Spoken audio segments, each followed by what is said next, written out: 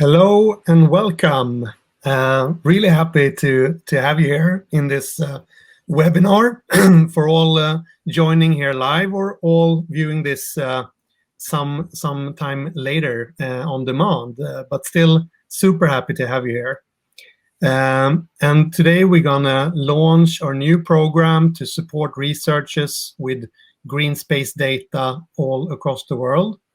It's a new initiative called HUGSI for Research, of course, hosted by us at HUGSI and Husqvarna, but also together with our partners Overstory.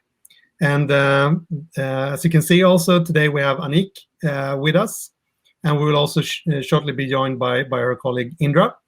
We're doing this just in time, as you know, and we're really happy to have you all here. And if you want to, you can use the chat and perhaps give a little shout out or something to all joining to let us know you're here, and perhaps tell us a bit where you're from. And if you want to react during the meeting, you can use any of the icons or symbols to send some emoji to us.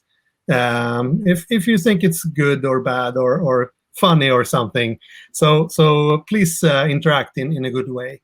You could also at any time pose a question in the chat or rather in the Q&A tab on the right hand side of the bar. So let's hit it. And in today's agenda, let's have a look at that. We'll spend roughly 30 minutes together, and this is how it looks. And I will start with giving some introduction to HUGSI and to this program. Later, we will also look into the data that we will be sharing and who can really access this data, and the restrictions or the sort of terms of use and how you can apply this data. We will wrap this up with a Q&A. So as I said, please ask any question in the Q&A part of the chat. And today with me I also have Anik. So perhaps you also want to say hello and present yourself a bit. Absolutely. Hi everyone. I'm Anik. I'm COO and co-founder of Overstory. My background is in business administration and psychology, and I worked as a business consultant before founding Overstory. Because trees and plants are critical for our planet, critical for solving our climate crisis, and we need to make better decisions about them. And I'm also happy to shortly introduce Overstory. We apply machine learning to satellite imagery to automatically extract information about forests, trees, and other type of vegetation.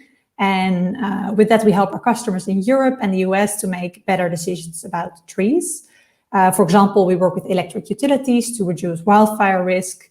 And in HUGSI, Overstory has been a technical partner specialized in machine learning and satellite data at scale, where we extract green data about the cities in a consistent and reliable way. Great. Really happy to working together with you, Anik, and Overstory in this. And now we also have Indra joining just in time. That's very good.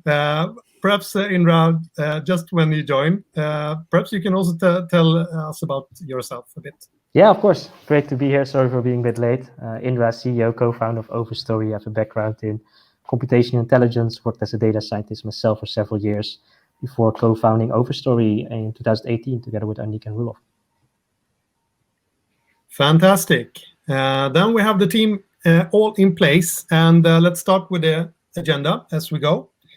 And I think that many of you viewing this or are part of this webinar today know about HUGSI, but still a few words of introduction. HUGSI, that's Husqvarna Urban Green Space Index, and what we do is that we quantify urban green space using recurring and objective satellite data analysis. So this is a unique data set that is created based on data from the European Space Agency. And we do this consistently for 155 cities in 60 countries all over the world. And it's data from these cities, of course, that we are able to share in this new program called HUGSI for Research. And we're really happy and excited by that. And the data as such, we call it the green KPIs. And that's sort of the basis of this data that we can share. And based on the analysis that we get from the data, we can tell more about like the percentage of urban green space within the boundaries of the city. We can talk about the urban green space per capita. We can tell about the percentage of urban green space covered by trees or by grass. We can look at the health and vitality of the urban vegetation as well. And then we have also developed our own KPI in this called the distribution of urban green space, where we actually look at if the city is equally green in all parts of the city, or if they are sort of more like a central park and then the rest is concrete. That's what this KPI tells. And I think that's really exciting data. And this is an example. If you look at HUGSI.green, you can see this for any of the 155 cities. This is the city of Dortmund in Germany. And you can see the KPIs, but you can also see the detailed data of what we call the hexagons, which are smaller parts like a raster over the city, where you can, in this case, look at where are the green space located and such. We could also look at a change, yearly change from one year to another, and we deem it either positive or negative or neutral from a green space perspective. So on this map, you can see a negative change indicated by red color and positive change indicated by green. So I think those are some of the basis of the data that we are able to share. And HUGSI for research, then, what is it, and why do we do it? And to begin with what it is, it's, as I showed already, consistent, objective, and timely urban green space data. It's updated every year using the previous year data. But that means that we also accumulate data for all the years that the city has been part of HUGSI. So we can actually tell a lot about the historic development.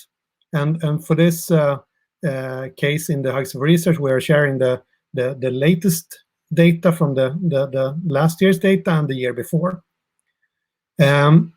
So this means that you can use this data to track development of cities, and you can compare cities globally. But you could also understand the differences in vegetation state within a city itself. So I think that this opens up a lot of different opportunities, how you can use this data for different type of research themes, I would say. And as I said, you can only apply for any of the 155 cities part of the index. Of course, the index will be growing, but the only cities that will be available are those that are covered from time to time of the index. But why are we doing this then? I think the whole idea with HUGSI was to use cutting-edge technology to drive the sort of understanding about the value of urban green space, and really to promote and safeguard this. And we could do this in many ways. One way is, of course, to take help from you as in the research community, to really use this data to learn more about the current state of green space, or the benefit of green space, or whatever relevant area of research you can come up with. I think the more the merrier, pretty much. We want to make it easier to do research on large scale using this kind of data. So that's sort of our contribution to the research community. So hopefully you can find this valuable. And perhaps, Anik, you can tell a bit more about hands-on. What kind of data will we be sharing? Absolutely. Yeah, the data that we'll be sharing is data on 3 levels. So for each city, what's included is the city level green KPI scoring. the hexagon level analytics. So for each hexagon, what are the statistics in that? And also the pixel level green data. And of course, also supporting material to help understand what the methodology and also help understand the data. So what's included in the city level green KPI scoring? The KPIs that Eric already explained on a city level, and those are available now for the year 2018 and 2019. And of course, will be updated also. The hexagon level analytics. So this is for each hexagon. A hexagon has a width of 250 meters, and included in that hexagon is information for each of the 2 years about what is the majority class. So is the majority class grass, trees, urban area, or water? Also, what's the cover for each of those 4 classes? What's the percentage of the hexagon that's covered with each of those 4 classes? And also how many square kilometers it covers. Not only those statistics are available for each of the years, but also the change over time.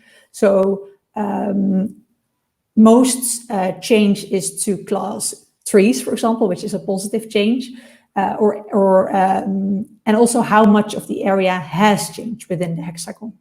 So this is the hexagon level analytics. And then the third level of detail is the pixel level analytics.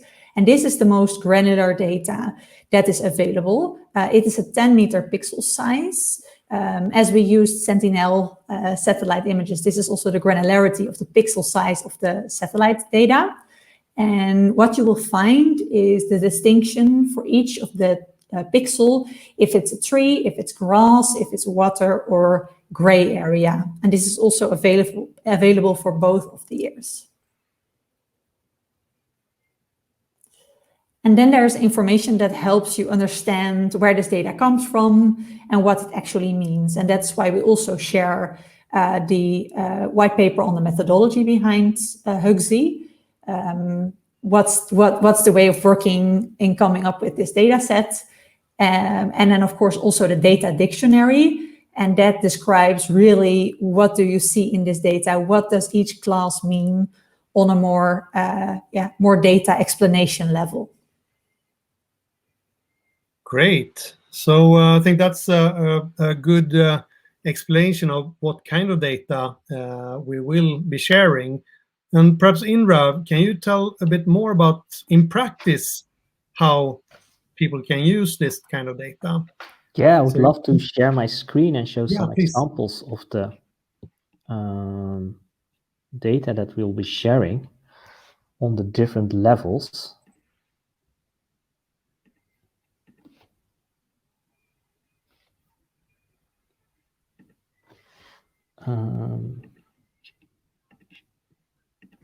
Yes, so can you see my screen now? Yeah. So this is an example. I loaded 3 cities just as an example. This is Amsterdam, and as Aniek and Eric already mentioned, for each city we have the statistics on city level, which tells a lot about the total statistics about urban green spaces for that specific city. But for this HUGSI research, we'll also provide detailed information on other levels. Also on the webpage, you can see, of course, the hexagons, which I will enable here, which are the 250 by 250 meter hexagons. As you can see, it takes the majority class for each hexagon and visualize that. But I think we're really excited to share also the pixel level analytics with you all. Oh, the wrong one. Pixel level analytics to go into a bit more detail. So let's zoom a little bit. Here we can really see clearly also the trees on the streets. Let me toggle a bit between the background image and the layer itself. The canals are beautifully visible in Amsterdam, but also the grasslands in the parks. And I think this is really powerful to do further analysis, as I will show a little bit later. But the great thing, I think what Eric also mentioned, we did this for 155 cities across the globe. So we also have this for example, I took Jakarta in Indonesia, where we have, again, the city level statistics, but also the hexagon statistics. Of course, this is a bigger city, so it looks a bit smaller here. A lot of gray, unfortunately, in Jakarta. But the great thing is we can zoom in as well to see more details. So here we can see, for example, there is a bit more green as well that we can zoom into. The water is nicely matched, but also some of the green spaces also on street level, which I think allows for a lot of additional information that can be used in research, hopefully. Here we can see that also the golf courses are nicely matched with the trees on it, the small ponds in the parks as well. So a lot of detailed data that can be used throughout all these different cities. Let's take the third example that I loaded, an even bigger city, Los Angeles in the US. Also a lot of gray, of course, but there's still some interesting parts of the city that have some green as well, more at the boundaries of the city. And there again, we can zoom in a little bit where we get more specifics. And there you can see that where on the hexagon level, it's mostly gray. On the pixel level, there's a lot of information on street level. So there's still quite some green neighborhoods where there are some decent amount of trees that tell us something about the green spaces. As you can see, the football field is nicely matched, but also these random trees in people's backyards. So a lot of data to be used for further research to compare cities across the globe, but also I think as an example I will show you within a city.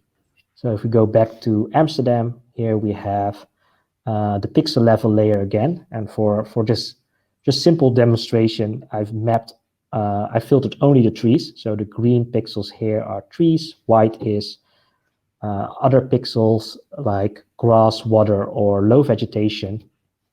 And let's, for example, that we take for this city, we want to map the green spaces per neighborhood. So I just downloaded the boundaries for each neighborhood in Amsterdam with its names. And now we want to map those pixels to each neighborhood so that we can create a layer of how many tree canopy cover there is in total per neighborhood, but also do additional calculations. For example, if we take into account the area, how does it differ from the total?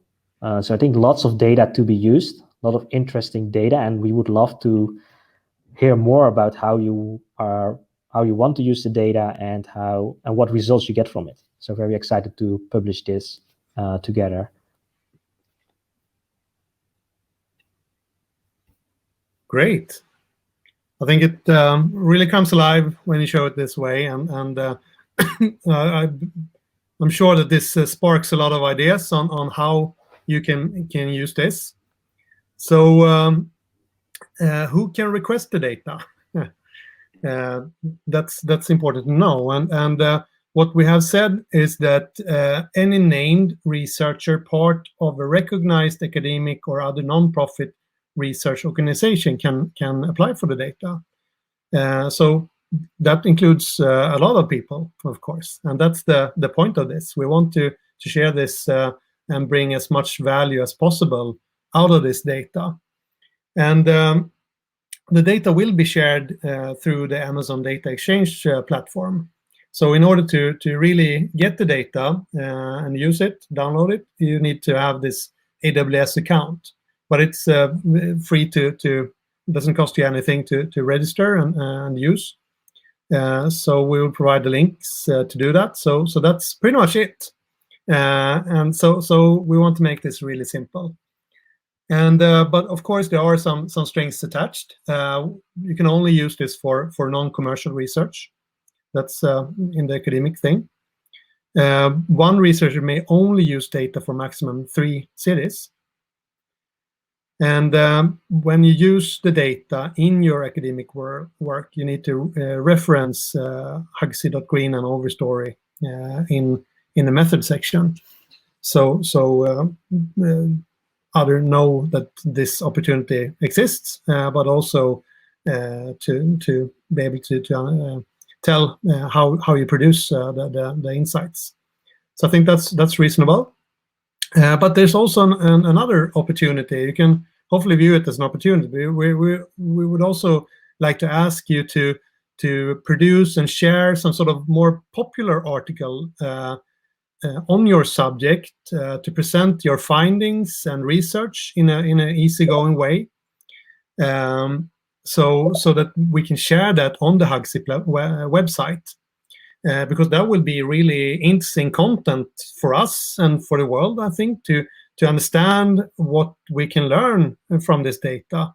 And it's also an opportunity for you to shine and to build awareness of your research. So I think that's a really interesting give and take in this, where we can share the data, but later on also share the learnings and the insights that the data brings.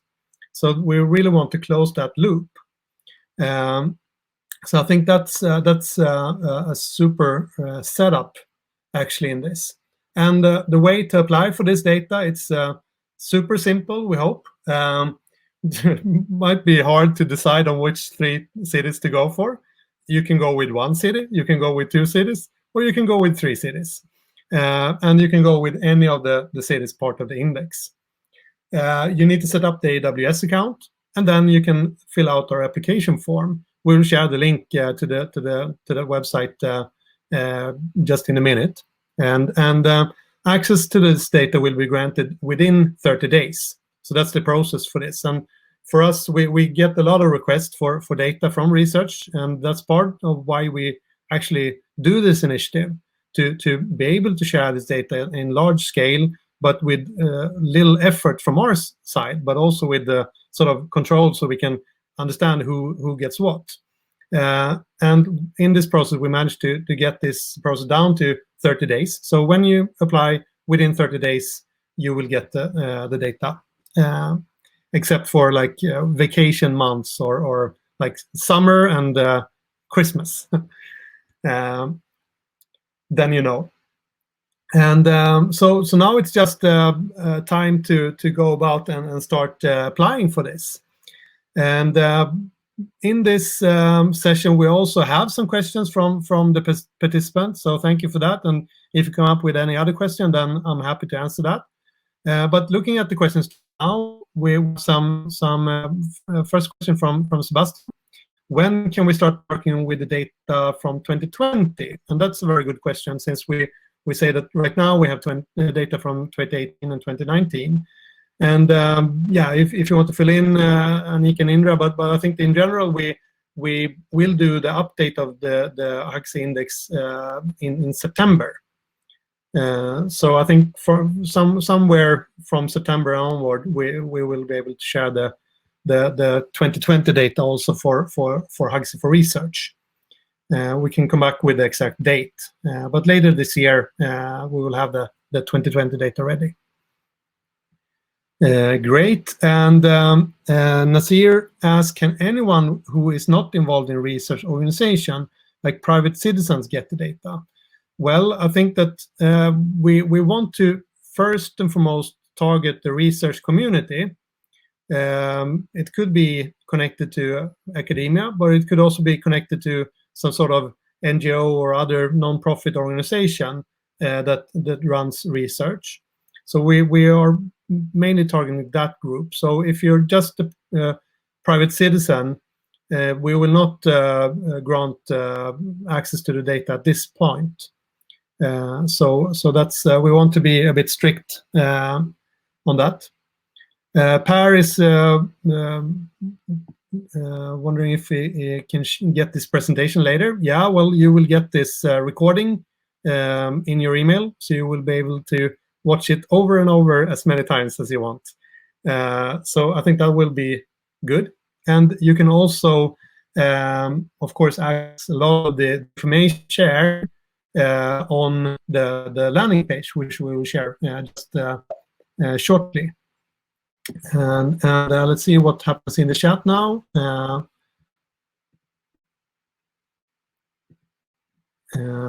Yeah, Roloff saying, think it looks good. Great, Roloff. And I think that we can also share some other questions just to clarify, like if I don't find the data useful for my research, do I still have to create the article and share on HUGSI? Well, of course, when you apply for the data, you do that with the intention of using it in your research. But of course, it might be so that you find it not useful or not useful for your theme or your cause that you want to use it. Then you don't. If you don't use it, then you don't have to fulfill the other commitments. But of course, if you want to share some content or learnings on HUGSI, then you're still welcome to contact us. But we expect some sort of dialogue with you who apply for the data, so we know if you intend to use it or not. So I think that from you apply, we will have a dialogue going. Another question could be like, can I apply for data just to test it and later find out what to do with it? Well, we want to, as I said before, have it a bit strict, that you have some sort of purpose to use the data and an intention to use it, and then we need to connect the granting of the data to that intent. Then if you should change that intent later, then we want you to reach out to us to let us know, so we understand if you want to repurpose it. Will your material include details on the deep learning models used to produce the data? Well, perhaps Anik or Indra, you can answer that, but in general, no. Yeah, correct. We don't provide access to the models or very detailed information on that. However, we do share, of course, the white paper with the methodology we've used that gives more high-over steps of the methodology used. Great. Fredrike also have a question. Is it possible to get access to the data dictionary? Yes, it will be part of the material, but I guess we can also share it as some sort of pre-read, right, Anik and Indra? Perhaps on the landing page we could add it to that. Absolutely. Yeah, it would be great to have those details before you apply. Exactly, that's super. So that concludes this launch webinar. Thank you for watching. Please reach out if it's anything you want to provide feedback on. You can always reach us at hello@hugsi.green. So go in now and start applying for cities, and let's see what we can do together in the future. Thanks for watching this. Thanks to Overstory for being part of this, and let's meet in the future. Bye-bye.